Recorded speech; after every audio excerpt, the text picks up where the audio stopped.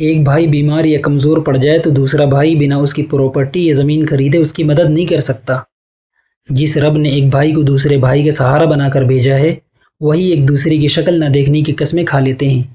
اور میں نے تو ایسا بھی دیکھا ہے کہ ایک بھائی مر گیا پھر بھی دوسرا بھائی اس کا چہرہ دیکھنے نہیں آیا۔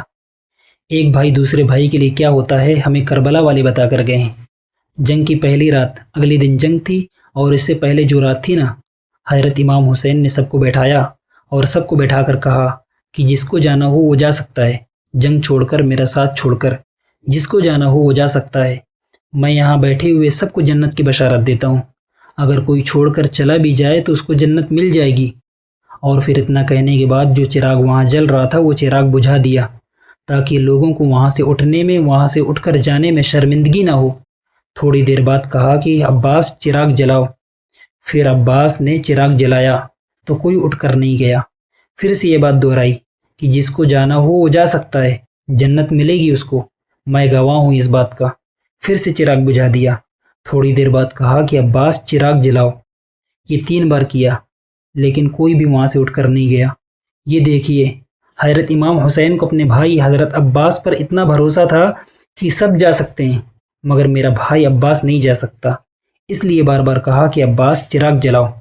حضرت عباس جب شہید ہوئے نا کربلا کے میدان میں، دونوں بازو کٹے ہوئے تھے، پورا شریر چھلنی ہو گیا تھا تیروں سے، دشمنوں نے اتنا چھلی کر دیا تھا۔ جب وہ اپنی بھتیجی کے لیے پانی لینے گئے تھے، کس کے لیے پانی لینے گئے تھے؟ اپنے بھائی کی بیٹی کے لیے۔ یہ ہوتا ہے بھائی۔ پھر جب گھوڑے سے نیچے گر گئے تو حضرت امام حسین نے انہیں اپنے باہوں میں، اپنے بازو میں لیا۔ تب پتہ وہ کیا کہتے ہیں؟ وہ کہتے ہیں کہ بھائی مجھے میرے جسم کو یہیں دفن کر دینا، وہاں لے کر مت جانا، میں شرمندہ ہوں اپنی بھتیجی کے لیے پانی نہیں لے جا سکا۔ یہ تھا بھائی دوسرے بھائی کی اولاد کے لیے۔ اور جب وہ شہید ہو گئے تو حضرت امام حسین نے اپنے مبارک چہرے کو آسمان کی طرف اٹھا کر کہا کہ یا رب میری کمر ٹوٹ گئی، یعنی میرا بھائی چلا گیا۔ یہ بتایا کہ ایک بھائی اگر بھائی کا ساتھ چھوڑ کر چلا جائے تو اس کی کمر ٹوٹ جاتی ہے۔ یہ سہارا بھائی کا ہوتا ہے، اور جو سہارا بھائی دے سکتا ہے دنیا میں کوئی اور دے ہی نہیں سکتا۔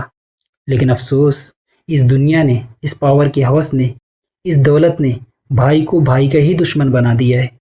میری دعا ہے رب سے کہ کاش لوگ اس رشتے کی اہمیت کو سمجھیں، کیونکہ بھائی دولت، شہرت، مالیت سب سے بڑا ہوتا ہے۔